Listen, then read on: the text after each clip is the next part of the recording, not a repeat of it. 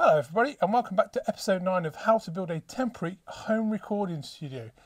In this episode we will be looking at lineup tone, fixing some microphones and playing and recording acoustic guitars. Very much the thinking man's banjo.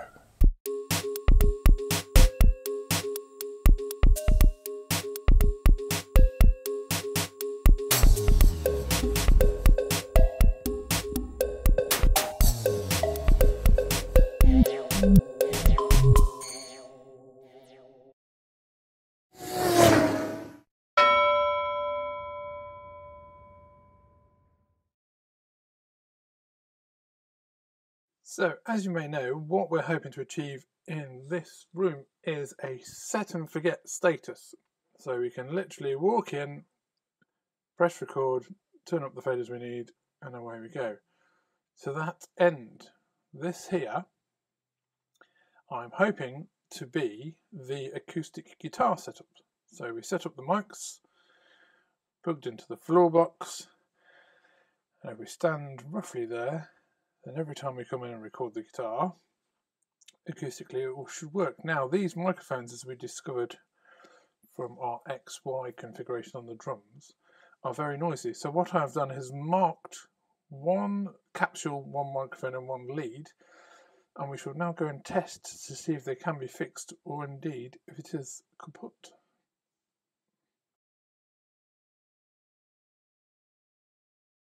Now there's a fairly straightforward logical process we can go through to check to see which part of the microphone's working and which part's broken. The first of all would be to check the cables, for which I use my little Behringer cable testing box. But it did dawn on me, I use this for lineup tone. I didn't actually explain how I did it. So, if you look there, there's a little button that says test tone. If I click that button up, you should see on channel 1, there you go, test tone appear. Off and on. So that is the Behringer box creating a test tone. So this cable here goes into channel input number 1. Channel input number 1 comes up on the desk here, and you can see it is round about wobbly cam -12, -12, and -12 on the output. Now we go around to Pro Tools. You can see we have a signal there. This is channel 1, -12 again going in, and on the output we should have round about -12 going out. So the way this works is the signal goes from the box, from the microphone to the box, to the USB cable, into the computer, into Pro Tools, back out of the computer into Pro Tools, into the USB cable, and then, and this is the important bit, it comes out as audio through the left-right channel there. Now that left-right channel does actually have a dial that you can affect the level, and then that comes into the Mackie box, and you can see the signal. So that's UI24r there. That is the tone signal, and you can hear that quite horribly. Now, when you're lining up all your equipment, there's a couple of things to remember. Number one is Pro Tools will allow you to select the type of monitoring or metering that you have. So if you go into settings and metering there, you can pick the one that best matches your studio. Now when it comes out as audio, there is an actual trim control on the back of here. So if I turn the trim control down, you can see it affects the level that I hear, even though it hasn't affected the level that's been recorded or played back. And the reason it's important to get these things right is because you might be hearing something really loud or really quietly, but only at the point of the speakers. You're not actually hearing what's been recorded. Okay, and the other thing to line up is on here. So on this particular desk, these controls, these volume controls here, I turn that up and down, and I go over to the box, you can see one leg will disappear and come back. So this is a good way to perform lineup tone. Now, when we did the Sonarworks Sound ID room correction software, there's actually a really, really accurate reading that takes. And it measures the output of both the speakers with the proper microphone. And that is how I set up line tone in this room, and also sent it into next door to make sure the tone is the same. Now, a little top tip, once that's completed, if you mark on your device, there's a line and a line, I know that when I'm listening and mixing and recording, if that's all lined up, all is well. And if I get tired, listening fatigue, you can hit dim rather than touching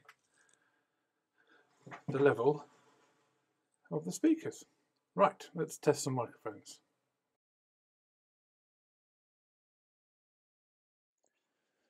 Okay, so we have two microphones. These are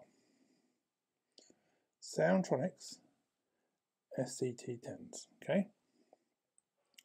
Now the first job is to make sure the mic cable that we're going to use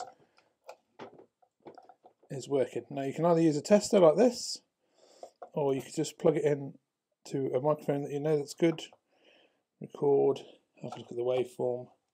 So that there is test 33. Green light is a good cable.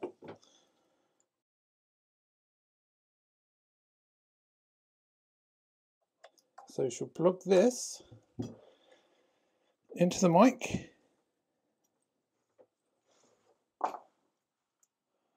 and into channel 1 of the desk, just for ease.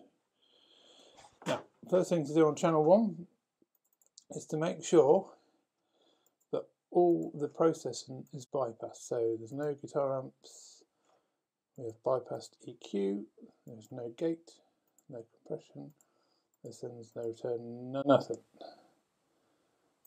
Okay. And what we can do is if we flatten the EQ, we can actually turn on the graph that will show us if there's any noise. Right. So mix gain, mic 1, channel 1. So this mic will need phantom power. Okay, turn that up nice and loud. So we are getting a good signal. Now we can see where there's any noise, okay? Now you'll notice the noise floor of this mic here is actually quite high. So if I just stop talking for a second, we'd expect this to dip down to almost nothing.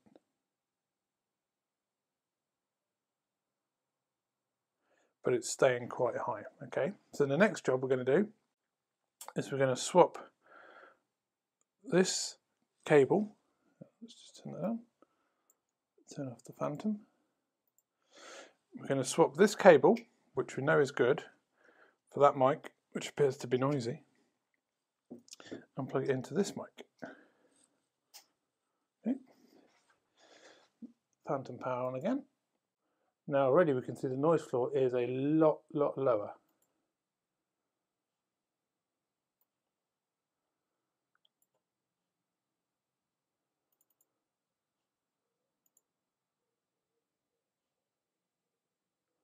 Look at that. Okay.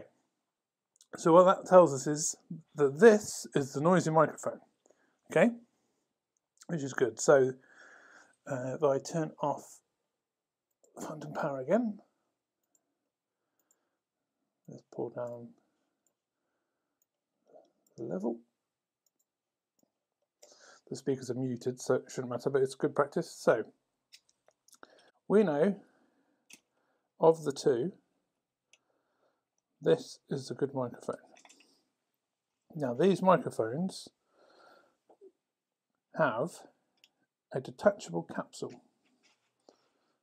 You can just see at the top. Now sometimes dust over the years can get into here and cause noise. So one thing we can do is to undo the capsule.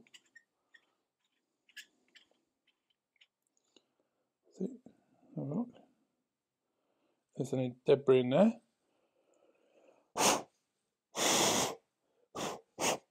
Okay, give that a little blow out, clean. Make sure that that silver hex pin there is seated on that pin there. Okay.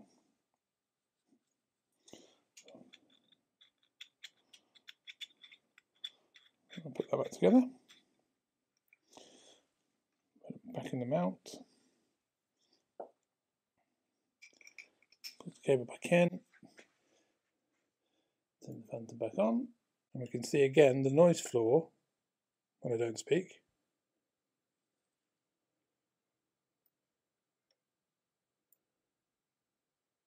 Is quite high. So the next step we can do is to take that capsule off again,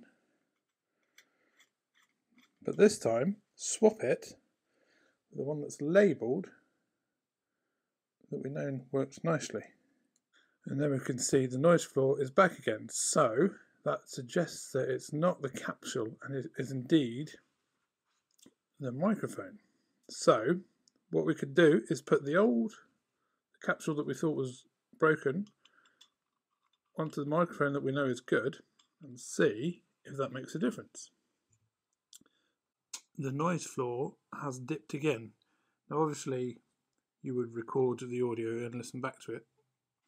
So that would suggest that the fault is with the actual microphone. Now the microphone does have several switches. So it might be that there's a dirty contact on one of the switches. So just for the final test, what we shall do is we shall plug in a second microphone cable, which we have already tested. So and just make sure everything is bypassed. So this is a clean channel. Okay. Stages again, so they should be identical. Okay, so there you can see the good microphone and the bad microphone. Microphone number one, slight bit of noise here. 50 Hertz. Microphone number two, quite a lot of noise there. So that would suggest that the problem is with the roll-off switch on the microphone and not the capsule. So for the purposes of recording our acoustic guitar, we can leave both of them on so they match and work from there. This will need to be dismantled and cleaned or replaced. So we have now stereo linked the channels. We've inserted the roll-off filter on both mics, and now we can see that we still have noise floor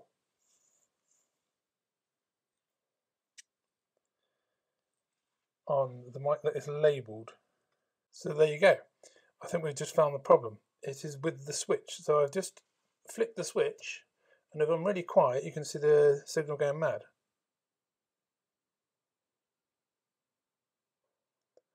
So there's spikes. That isn't noise in the room. That's the switch. So if I put that back,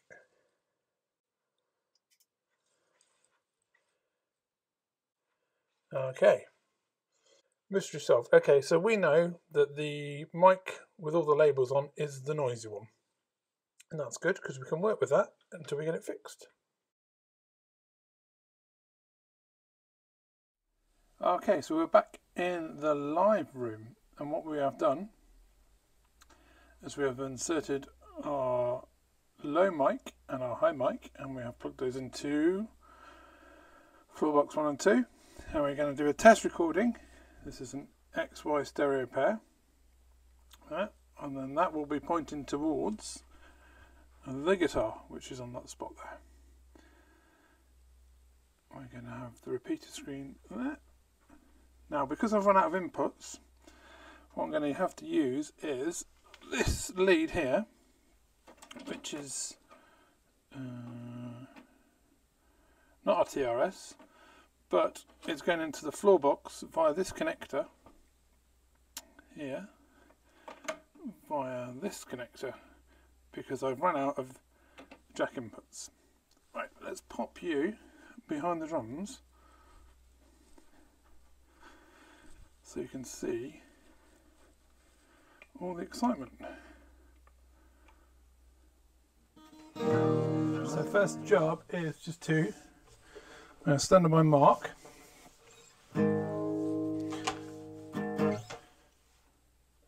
So this is low and this is high. Ah, guitar makes for a handy mouse, man, look at that. So we want to just, so we've added some gate. So we've added some gate there. You can see the noise floor.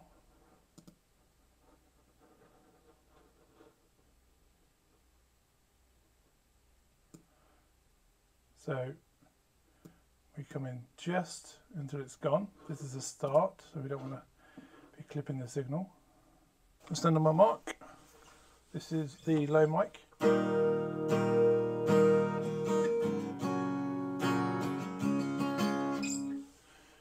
And we go to the high mic.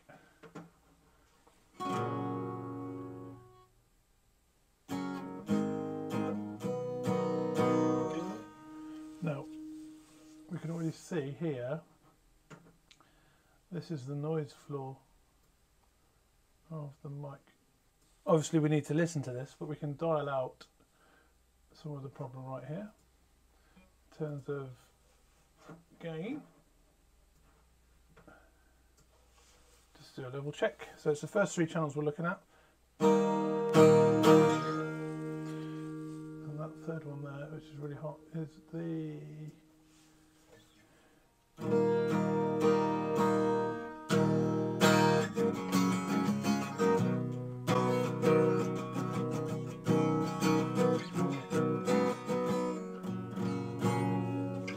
right, so that will do for a bit of signal. And we'll go back to Pro Tools and we'll just record a quick part of the scratch track.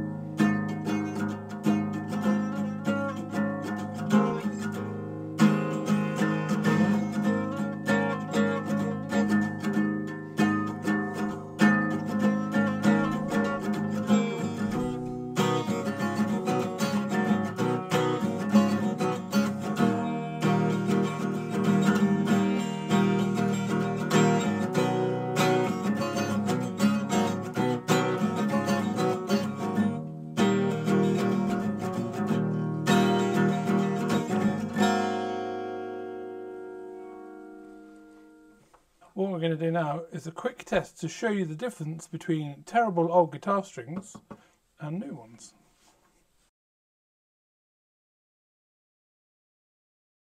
In terms of guitar strings, it is really important, for acoustic guitar anyway, to have nice clean strings, as I shall demonstrate shortly.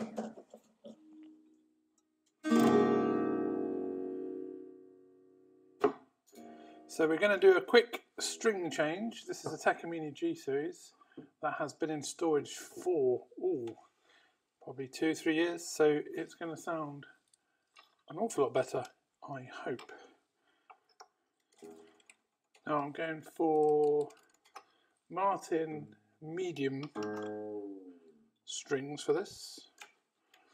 because that is what I had in the cupboard. So this guitar is an acoustic electric, and I bought it mainly for gigging. And I personally think that the electric pickup, when it's through a proper PA and everything, actually sounds better than the guitar sounds acoustically. It's not bad, but I've got a Yamaha guitar that's I prefer the tone of. But the reason for using this one is all to do with our set and forget ethos of the studio. So I can record a high mic and a low mic and also a DI, set that up, and it'll be good to go whenever we hit record.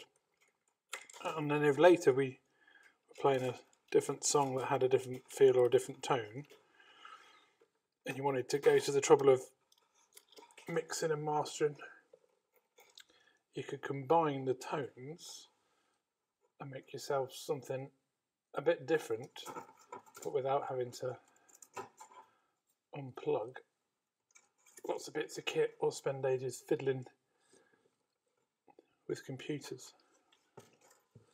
Oh my goodness, they have not been out of there in a while. Let's go and get a big hammer. Right, try the old. So if you get something fairly robust and flat, you might be able to gently, there you go, push the pegs out from the bottom.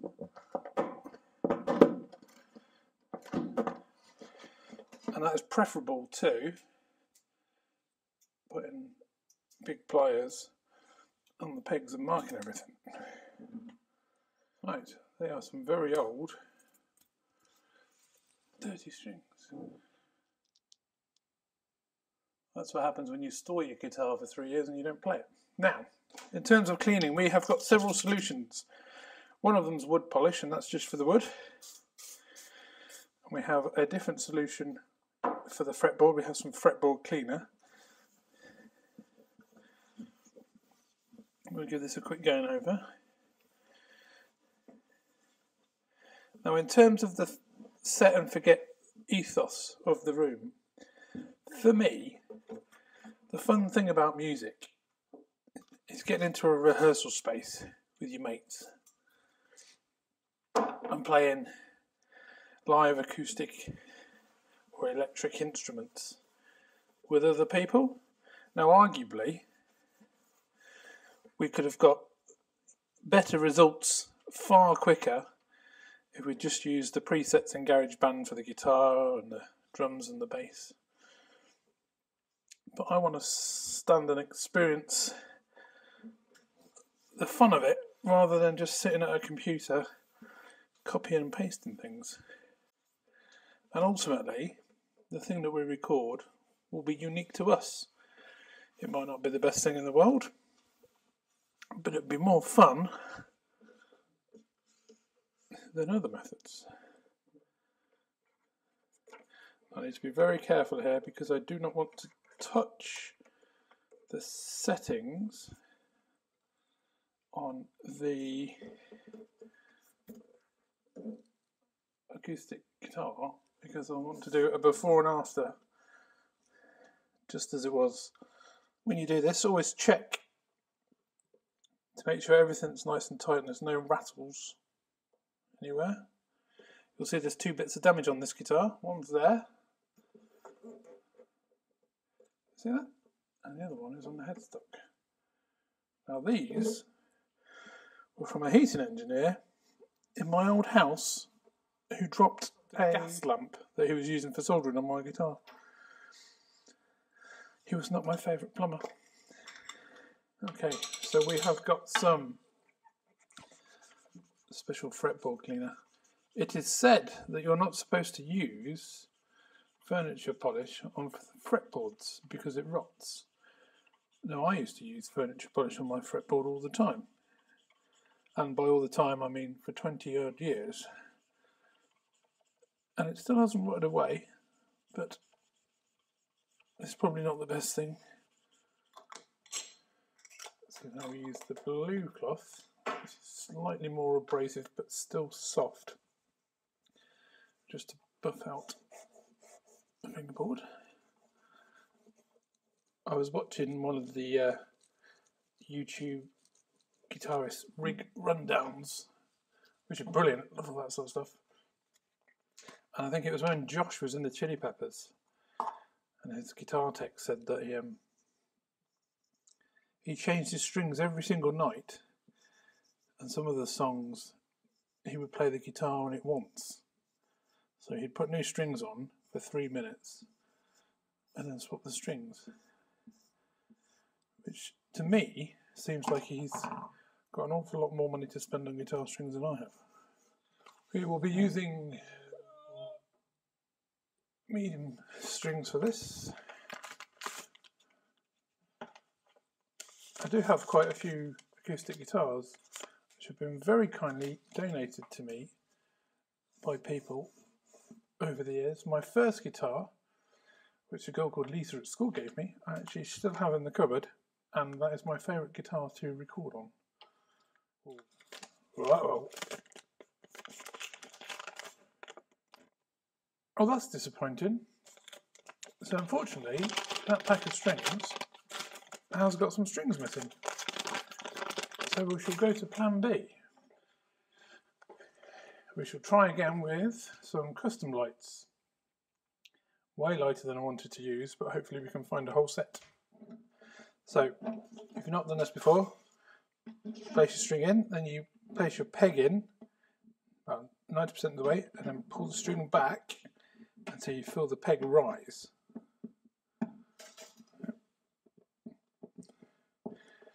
And that way you know the ball of the string,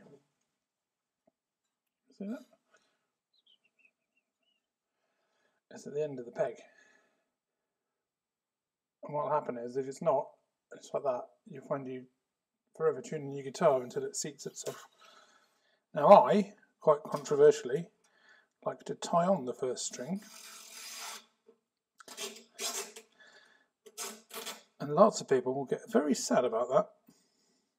However, I was really fortunate to get trained by a Washburn guitar tech, and that's what he used to do. And he worked with guitarists such as Howard off of Take That, so I mean, he must be good.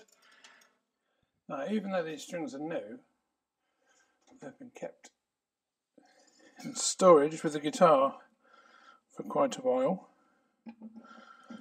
and have started to become tarnished.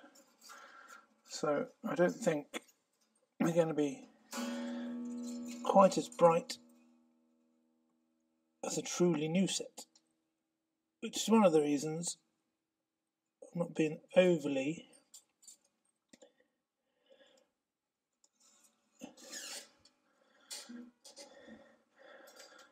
fussy with what I'm doing, because I'm going to need to buy some new strings. Right, so they are on. We will just use the clip-on tuner for now, and I'm sure we'll use a proper studio tuner.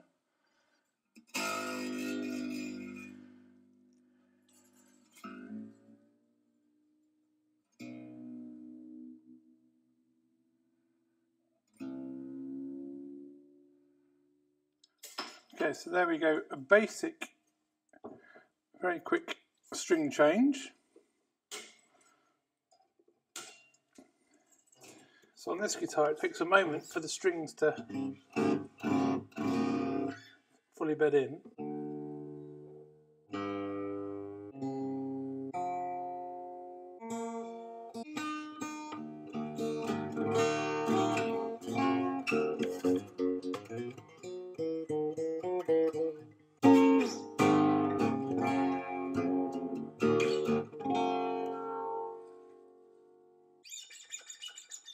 Okay, and now it sounds like,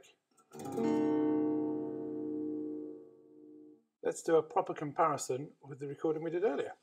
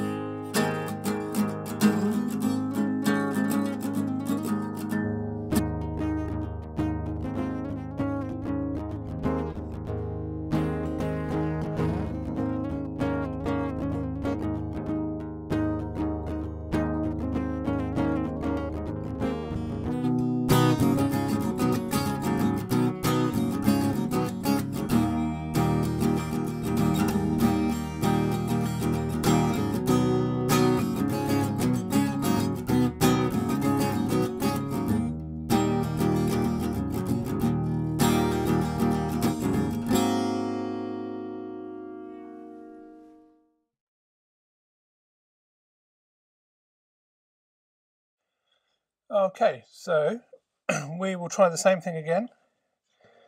These guitar strings are 1 minute old. So you've literally, the time it took me to carry the camera from next to home to here. Now I've done everything the same. So we have the same mics in the same positions, the same settings on Pro Tools. The only thing I've done differently, just to make it a bit easier to see, is I've put the UI24r